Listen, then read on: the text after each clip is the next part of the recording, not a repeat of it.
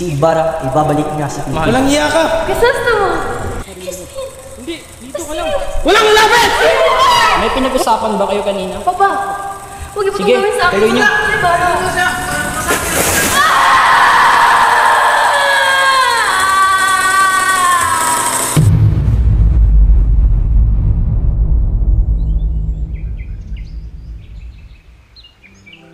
Mahal kong Maria Clara. Ay, alam talaga ng nobyo kung paano pasahin ang aking puso. Anak ko, hindi ka ba nagsasawa sa pagbabasa ng mga sulat ni Crisostomo Ibarra? Hindi po, Papa.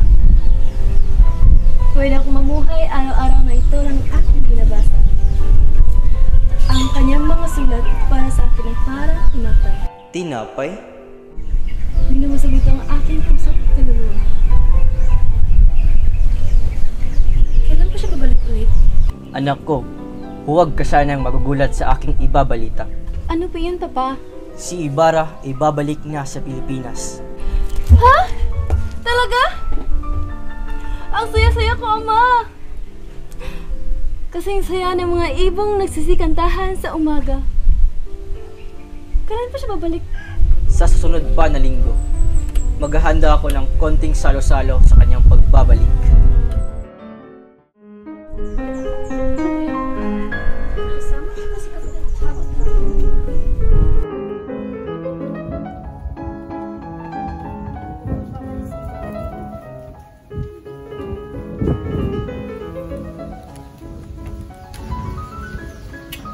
Mga mangmang talaga tong mga Indio. At pinatunayan niyo ng aking 20 taong paglilingkod sa San Diego. Makasalanan sila. At hindi man lang alam kung paano mangumpisal. Padre Damas, tayo nasa bayan ng isang Indio. Ha? Totoo naman mga mangmang sila.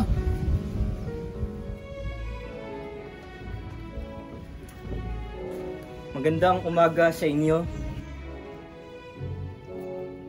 Ikinagagalak kong ipakilala sa inyo ang anak ng yumaong kong kaibigan na si Crisostomo Ibarra. Magandang umaga sa inyong lahat. Magandang umaga po. Padre Damaso, isang matalik na kaibigan ng aking ama. Isang matalik na kaibigan ng aking ama. Hindi ako bingi. Narinig ko yung mga sinabi. Pero dyan ka nagkakamali. Hindi ko naging tunay na kaibigan ng iyong ama. Apo manin po.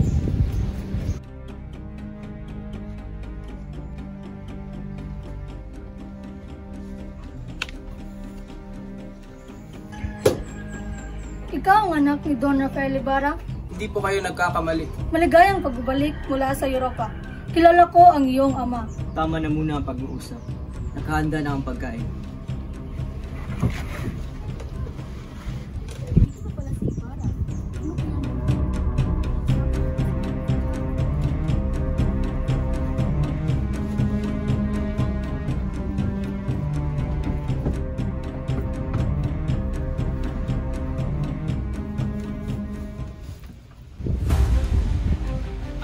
Padre Damas, dito ka na maupo. Hindi. Ituloy mo na yung plano umupo sa sililyang ito. Sige na, matatanggap ko naman kahit hindi ako nakaupo dito. Hindi. Ikaw nararapat kaya ikaw na umupo dito. Mas malapit ka sa Pamilya Santiago. Sige na, huwag ka nang mahiyat. Umupo dito. Pero ikaw ang padre sa lugar na ito. Ay, bulis ka na nga. Ako na lang umupo dito. Kailan ka ba pumunta sa Europa? Itong taon na pong nakakaraan. Nakalimutan mo na yata tungkol sa ating bansa. Sa totoo lang, hindi ko kailanman nakalimutan ang aking bansa. Baka ang aking bansa nakalimot sa akin. Senyor Ibarra, mayroon lamang akong maitanong. Ano naman ang pinakamagandang lugar na nabisita mo? May iba't ibang bansa akong napuntahan at may pagkapareha lang sila sa politika, kabuhayan at relihiyon. Yan lang ang nalaman mo? Sinayang mo lang naman pala yung pera mo sa pagwaldas na pagpunta ng walang kwentang lugar Mauna muna ako. Hindi ako papayag. Malapit na dumating si Maria Clara. Magsabi na lang sa kanya, pupuntahan ko siya bukas. Nakita nyo? Nakita nyo ba yun? Yan yung kabastusan na mapag-aralan nyo kapag pumunta kayo sa Europa. Kung hawak ko lang ang gobyerno, ipagbabawal ko ang pagpunta doon.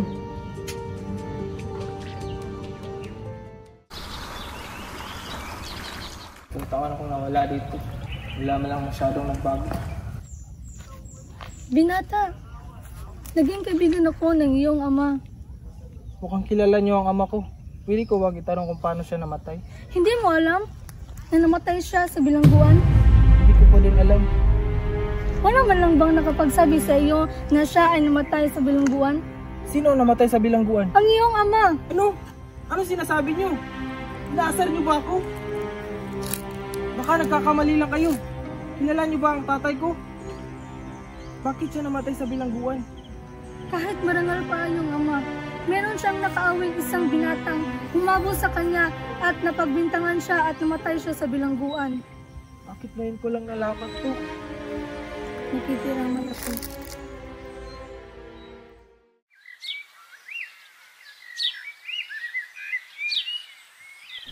Saan na kayo si Bara? Dito ka lang pala, mahal ko. Kasusto mo? Umupo ka, Ibarra. Natutuwa akong makita ka, Ibarra. Akalain mo, sa dinami-rami ng mga babae na kilala mo sa ibang bansa, hindi mo rin ba ako nakakalimutan? Makakalimutan ba kita? Wala akong kapangyarihan kaya hindi isipin. Lagi din kitang iniisip, Ibarra. Kahit ipilit kong hindi ka isipin, ay hindi ko magawa. Pasensya ka na, mahal ko, at ngayon lang tayo muling nakita. Mahal kong Maria, kinagagalak ng puso kong ikay muling makita, ngunit ako'y lilisan muna dahil pupuntahan ko muna ang tatay ko sa puntod. Naintindihan ko, aking Ginoo. Ako rin ay nalulungkot sa paglisan ng iyong ama. Ito, ibigay mo sa puntod ng iyong ama. Maraming salamat, Maria. Nakikiramay ako. Maria, ako lilisan muna. Mag-iingat ka. Ako'y mag-iingat para sa iyo, mahal.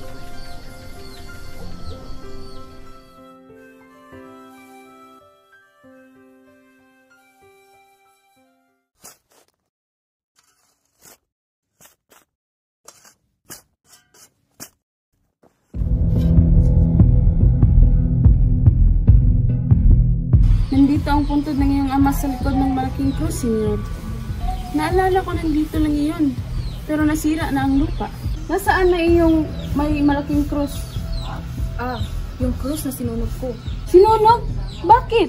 Dahil inutos iyon ng padre. May papakita mo nung siguro sa amin yung puntod. Wala na dito ang bangkay. Ano? Anong sinabi mo? Inutusan ako ng padre, sabi dalhin ko daw sa sementeryo ng mga inchik. Ginawa mo yun! Huwag kang magalit, senyor. Hindi ko inilibing sa sementeryo ng mga inchik. Buti naman at di mo yung ginawa. Umuulan kasi nun, kaya tinapon ko na lang sa ilog. Ano? Isa ka malaking inutil! Langya ka! Anong karapatan mong gawin yun sa aking ama? Bitawan mo ako! Hindi ako nagpakulong sa kanya! Hindi yun! Pinahukay mo siya at ipinalibing sa ibang sementeryo! Ano? Hindi akong gumawa nun! Hindi sino? Wala nang iba kundi si Padre Damaso!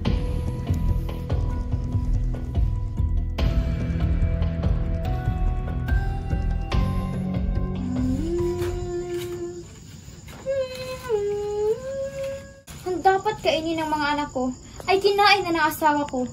Ngunit inubos niya lahat. Wala man lang siyang tinira. Inay! Basilio! Inay!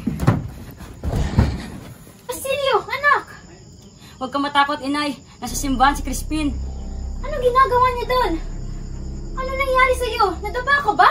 Pinalo po ako ng gwardya. Buti na lang at nakaligtas ka. Bakit nasa simbahan si Crispin? Si Crispin po. Pinagbintangan po siya nagnakaw ng 2 onsa. Nagnakaw? Mabait si Crispin. Hindi porkit mahirap tayo ay tayo ang kanilang pagbibintangan. Inay, paano kaya kung kausapin ko yung anak ni Don Rafael Ibarra para matulungan tayo? Ayoko na po maging sakristan, Inay. Pag-aaralin natin si Crispin sa Maynila, aahonin tayo sa hirap. Oo, anak. Aahon din tayo sa hirap, Basilio.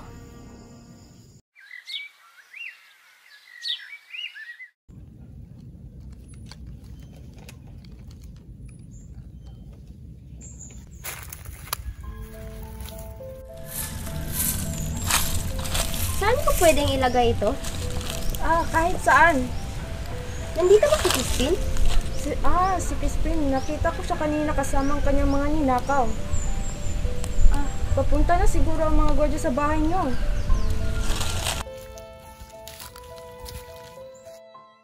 Hoy! Sabihin mo sa kanya totoo. Ikaw ang ina ng mga magnanakaw kagabi. Nasaan ang perang ninakaw ng anak mo kagabi? Hindi magnanakaw ang mga anak ko. Kahit nagugutom sila, hindi nila magawang magnakaw. Hindi porket mahirap kami ay kami ang inyong pagbibintangan. Hindi lahat ng mahirap ay magnanakaw. Sumama ka sa amin. Bitiwan mo ako! Bitiwan mo ako! Crispin! Basilio! Mga anak ko! Crispin! Basilio! Anak ko! Crispin! Basilio! Crispin! Crispin! Basilio! Crispin!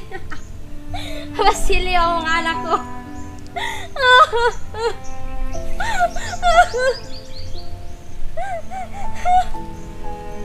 Basilio, Crispin!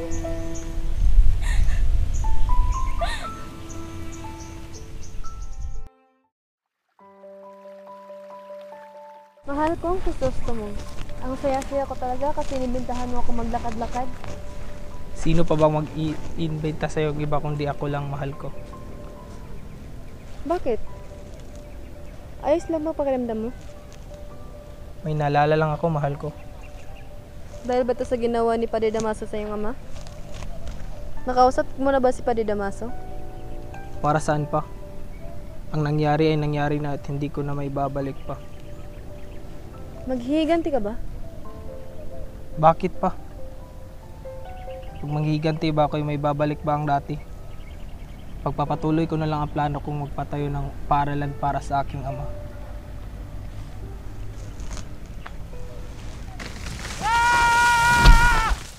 Sino yun?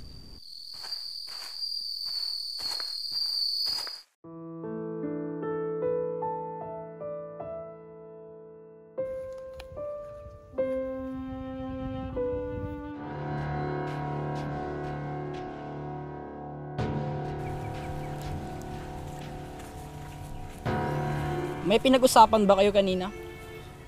Sige, tuloy nyo. Nabanggit lang kasi ni Senyor Ibarra ang tungkol sa pagpapatayo ng paaralan nung. Tungkol pala dyan. Wala akong alam tungkol sa estruktura. Pagpaaralan kasi ang pinag-uusapan. Kailangan natin ng mas Nakakaalam? Wala na bang mas tatanga pa sa mga Indyo? Di ba nila alam kung paano tumayo ng paaralan? Di ba nila alam kung paano maglagay ng dingding at saka bubong? Alam mo kasi, ang mga Indyo, kapag may napag-aralan na sila, meron na silang titulo. Pero, pupunta pa rin sila sa Europa para lang sayangin ng pera. Ang Diyos na ang bahala sa kanila. Ang ama ng isa sa mga ahas na ito ay pinarusahan na ng Diyos. Siya ay namatay sa bilangguan at saka... Walang lalapit! Walang lalapit kung ayaw isang masaktan! Nasasabi lang ko na totoo! Hindi mo man lang nirespeto ang aking ama. Padre, ang bunganga mo'y puno ng kabanalan pero ang puso mo'y puno ng pagmamalabis. Huwag kayong lumapit. Akala niyo dudumihan ko ang aking kamay? Akala mo ba, Padre, mas mataas ka sa ibang tao kaya makarapatan kang husgahan sila? Ang ama ko ay marangal. Sinakripisyo niya ang kanyang sarili para sa akin at para sa kapakanan ng bansa. Puro mabubuti ang kanyang ginawa. Pero anong ginawa mo?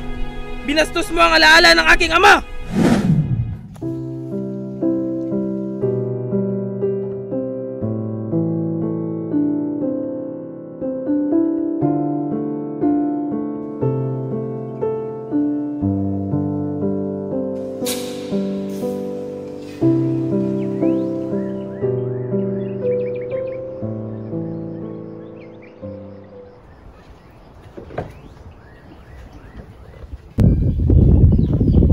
Para sa kapayapaan, titigil ko na ang kasal niyo ni Ibarra. Papa, huwag niyo po itong gawin sa akin. Mahal ko po sa Ibarra. Hindi na magbabago ang aking pasya. Pero huwag kang mag-alala, anak. Kakasal ka pa rin. Pero hindi pa ngayon. Pero papa... Maria Clara, iha, gusto kong pakasalan mo ang pamangkin ni Don Tiburcio na si Alfonso Linares. Padre Damaso. Bakit? Nag-iinarte ka? Napakaswerte mo na dahil pumayag ang pamangkin kong pakasalan ka. Isang babaeng hindi man lang mahigitan ng aking ganda. Doña Victorina. Ikaw, huwag mong tatanggihan si Linares kung ayaw mong magkaroon ng gulo. Maria Clara, iha, siya ang gusto kong pakasalan mo. Tumahimik kayong lahat! Wala kayong karapatan para diktahan ang puso ko! Mahal na mahal ko si Ibarra! Sinisigawan mo ba kami? Oo! Dahil mga asar kayo! Hindi niyo mo na pinapalagaan ang puso ko! Wala kang respeto!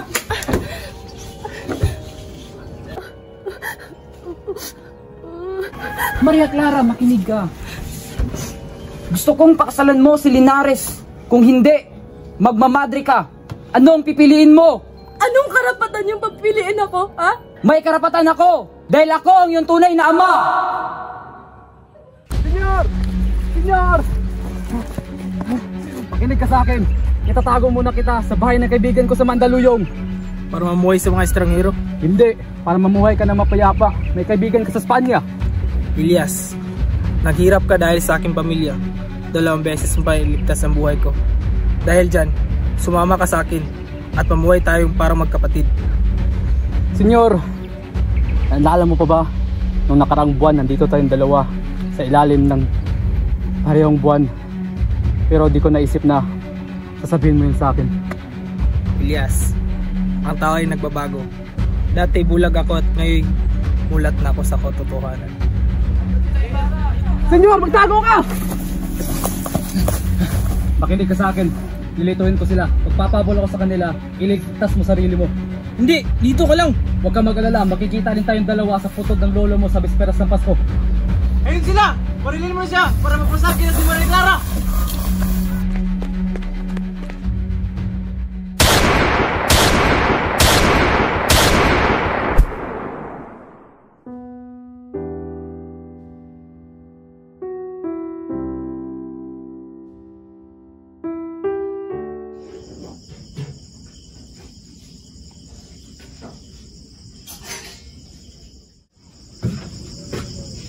Iha, nagulat ba kita? Hindi mo ba inasahan na dadalaw ako sa iyo? Malo po. Bakit? Maria, malamig ang kamay mo. Ano bang problema? Dahil ba ito kay Linares? Hindi po. Hindi po dahil sa kanya. Padre Damaso, mahal mo ba ako? Anak, Dahil kung mahal mo ako, protektahan mo ang aking ama. At ituro ang kasalamin ni Linares. Basta't buhay siya. Kaya akong magbuhay sa pait at sakit. Pero ngayong patay na siya, hindi ko kayang mamuhay.